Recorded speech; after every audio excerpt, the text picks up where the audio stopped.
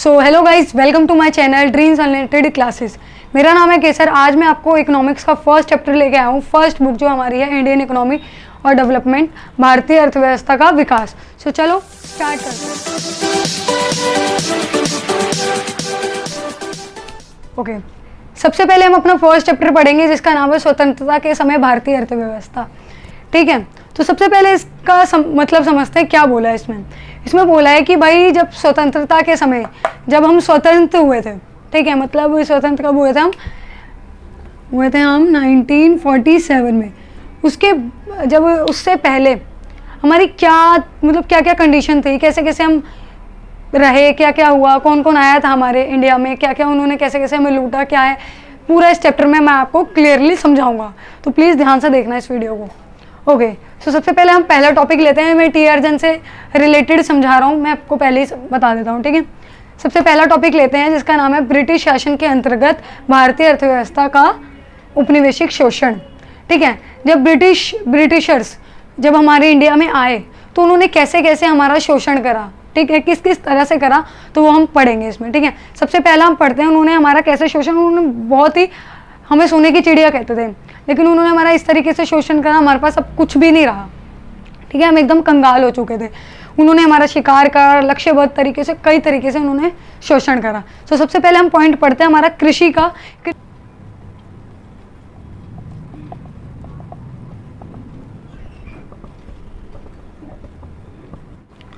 सो देखो, कृषि क्षेत्र में उन्होंने सबसे पहले हमारा कैसे उपनिवेशिक शोषण करा, तुम खुद ही सोच सकते हो। देखो उन्होंने क्या करा, उन्होंने हर जो किसानों की ज़मीन थी उस पर कर लगाना स्टार्ट कर दिया। ठीक है भाई, जितना चाहे उन्होंने कर लगाया और जितनी बड़ी ज़मीन होगी उस पर ज़्यादा कर लगेगा, कुछ इस तरीके से करा। ठीक है,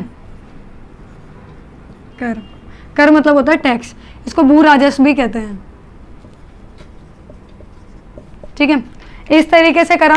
दूसरा उन्होंने क्या करा, उन्होंने जमींदार प्रथा लागू कर दी। क्या करा, मतलब अगर मैं आपको एक एग्जांपल के साथ समझाता हूँ। जैसे ये ज़मीन है, ठीक है, टुकड़ों में बटी हुई है, अगर ये ज़्यादा बड़ी है तो इस पर ज़्यादा कर लगेगा, ये छोटी है तो इस पर थोड़ा कम लगेगा। और जमींदार प्रथा लागू कर दी। जमींदार जो होगा वो इन 10 ज़मीनों का टैक्स लेगा। ऐसे अगर अलग कोई, मतलब अलग गाँव, जो अलग थोड़ा आगे गाँव होगा उसमें दूसरा जमींदार होगा, कई जमींदार को तैनात कर दिया कि भाई तुम जितना चाहे इनसे कर वसूलो, तुम खुद जाओ देखो और तुम्हें जितना लगता है तुम कर वसूलो इनसे। ठीक है, ये करा इन्होंने। दूसरा इन्होंने क्या करा, इन्होंने हमारा दूसरा औद्योगिक क्षेत्र का उपनिवेशिक शोषण करा। औद्योगिक का मैं बताता हूं आपको कैसे करा।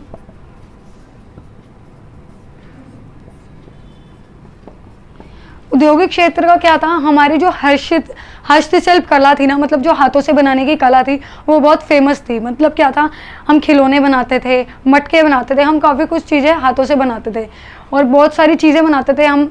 लेकिन उन्होंने क्या करा, हमारी हस्तशिल्प कला को ख़त्म करा। कैसे करा इन्होंने, ये सुनो। इन्होंने क्या करा, जो हम यहाँ से माल बनाते थे, खिलौने हो गए, मटके हो गए, काफ़ी सारी चीज़ें हो गई, हम निर्यात करते थे, ठीक है, एक्सपोर्ट करते थे। तो इन्होंने क्या करा, निर्यात पे भारी कर लगा दिया, जिससे हम लोगों को निर्यात करना हमने बंद कर दिया, क्योंकि हमें वो महंगा पड़ता था। और क्या करा, जो लोग आयात करते थे वो भी इन्होंने उस पर भी भारी कर लगा दिया।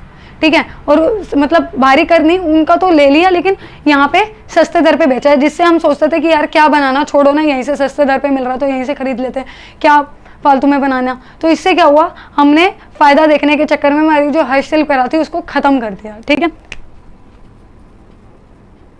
हस्तशिल्प। सो यार राइटिंग में बेकार आ रही है, और राइटिंग में अगर कोई मिस्टेक हो जाए तो थोड़ा माफ़ कर देना, वीडियो बनाते बनाते थोड़ा सा हो जाता है तो आप एडजस्ट कर लेना। ठीक है, सो जो तीसरा करा इन्होंने हमारा शोषण, वो अंतर्राष्ट्रीय है।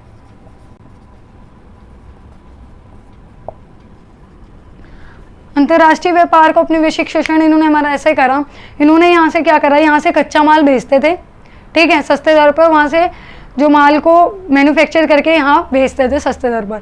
इससे क्या हुआ, हमने सारा कच्चा माल ही एक्सपोर्ट करना स्टार्ट कर दिया और जो बना हुआ माल था, मतलब मैन्युफैक्चर सामान जो था, वो इंपोर्ट करना स्टार्ट कर दिया। ठीक है, तो इन 3 तरीकों से क्या हुआ, हमारे जो अर्थव्यवस्था थी उसका शोषण होने लगा।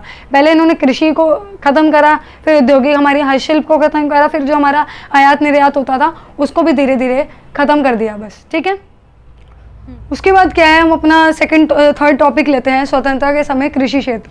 जो सबसे पहले मैंने आपको पढ़ाया था, जिसमें मैंने आपको बताया था जब ब्रिटिशर्स हमारी भारत में आए थे तो उन्होंने किस किस चीज़ का शोषण करा था। तो सबसे पहला था कृषि क्षेत्र, औद्योगिक क्षेत्र और अंतर्राष्ट्रीय व्यापार का।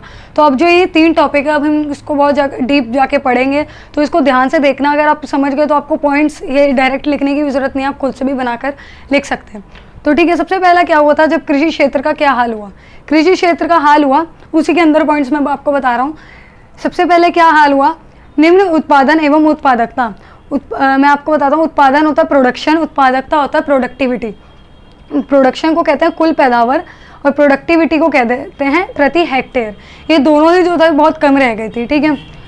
दूसरा था हमारा अनिश्चितता की अधिक मात्रा, मतलब अनसर्टेनिटी। हम ज़्यादातर बारिश पर निर्भर हो गए थे।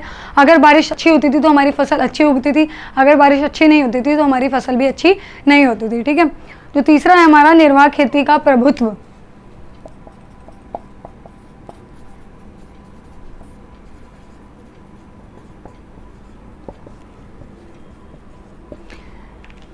राइटिंग बड़ी गंदी आ रही है यार, ठीक। सो चलो देखो क्या है कि निर्वाह खेती का प्रभुत्व। इसमें क्या हो गया था, जो लोग थे ना वो उतनी ही खेती करते थे जितनी उनको ज़रूरत होती थी अपने परिवार तक के लिए, ठीक है। जितने अगर परिवार में 5 मेंबर है, 5 मेंबरों को रोटी खानी है तो उतनी खेती करेंगे, उससे ज़्यादा वो नहीं करते थे। क्योंकि अगर वो करते भी होंगे तो ब्रिटिशर जो थे वो उनसे बहुत महंगे दर पे लेते थे, उनको कुछ बचता नहीं था, ठीक है। तो वो उतनी करते थे जितनी उनको खानी होती थी, ठीक है। चौथा हमारा है भूमि के स्वामी तथा उसे जोतने वाले किसानों के बीच खाई, मतलब जमींदारी। एक जमींदार का प्रभुत्व लिख सकते हैं आप, अगर आपको लिखना हो। अब क्या था कि जो भूमि जोतने वाले जैसे किसान और उनसे जो कर लेने वाले जमींदार, उनके बीच खाई पैदा होने लग गई थी, लड़ाई झगड़ा होने लग गया था। वो मतलब जो क्या होता था, किसान उनको कर नहीं देते थे, फिर जमींदार को आगे मतलब जमींदारी से हटा दिया जाता था, उनकी जमींदारी नीलाम हो जाती थी। ये आगे हम पूरा चैप्टर में पढ़ेंगे, ठीक है। और नेक्स्ट है हमारा छोटी एवं खंडित जोतें। मतलब इसका मैं आपको बताता हूँ, एक सेकेंड। हाँ, छोटी एवं खंडित जोतें। इन्होंने किसानों ने क्या करा था कि भाई जो ज़मीन होती थी ना उसको ना टुकड़ों में बांट दिया था, ठीक है। अब टुकड़ों में बांटने वाली ये जो ज़मीन होगी इसमें ज़्यादा खेती होगी तो ये क्या करा, जमींदारों को दे दी। ये जो खेती होगी जिस पे कम लागत वाली वो होगी ये किसानों को दे दी।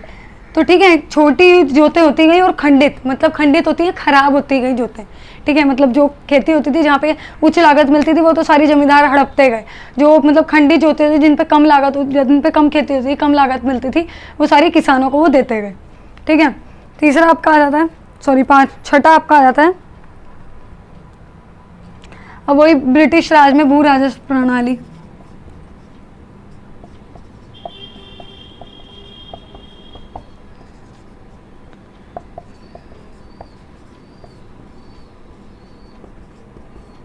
अब क्या था, ब्रिटिश राजस्व में भू राजस्व प्रणाली, मतलब टैक्स की आ गई थी।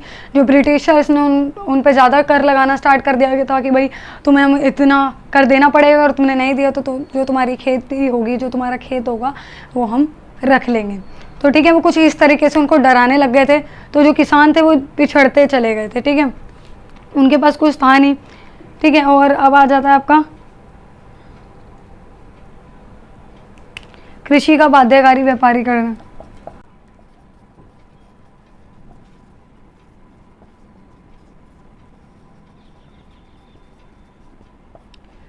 ठीक है, कृषि को बाध्य तरीके से अगर किसान ना चाहे भी तब भी उसको खेती करवाते थे। बाध्यकारी व्यापारीकरण होता था, मतलब मैं आपको समझाता हूँ। इसमें क्या होता था, किसानों को परंपरागत तो वो जो करते थे, मतलब अपने निर्वाह के लिए जो करते थे खेती, उनके लिए जानबूझकर उनसे और भी खेती कराई जाती थी। उनको उसका कोई पैसा नहीं मिलता था, लेकिन जानबूझकर उनसे बाध्य मतलब किसी को जानबूझकर काम करवाया जाता था। वो अपनी निर्वाह खेती करते थे, उसके बाद उनको वही जो निर्वाह उन्होंने करी है वो तो मिलता ही था, साथ में साथ उनको और भी उनसे उनके खेत में करवाई जाती थी, जिससे उनको कोई पैसा नहीं मिलता था। ब्रिटिशर्स लेके आगे भेज देते थे वो, ठीक है। बस यही है, ये कुछ आपके 6-7 पॉइंट हैं, इनको अच्छे से लर्न कर लेना। मैंने आपको अच्छे से समझा दिया है, इसको क्लियर कर दिया है। अगर फिर भी आपको कुछ नहीं समझ आया तो आप कमेंट बॉक्स में लिख सकते हैं।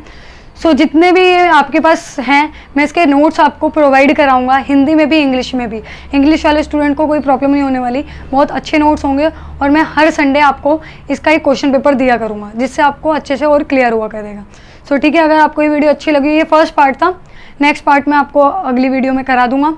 सो अगर आपको ये वीडियो अच्छी लगी तो लाइक शेयर एंड कमेंट करना बिल्कुल नहीं भूलना, और जितना हो सके इसको शेयर करना। और भाई यार, अगर कोई गलत मतलब मिस्टेक वगैरह हो गई हो तो माफ़ कर देना, हो जाता है कभी वीडियो बनाते बनाते। सो ठीक है, थैंक यू सो मच।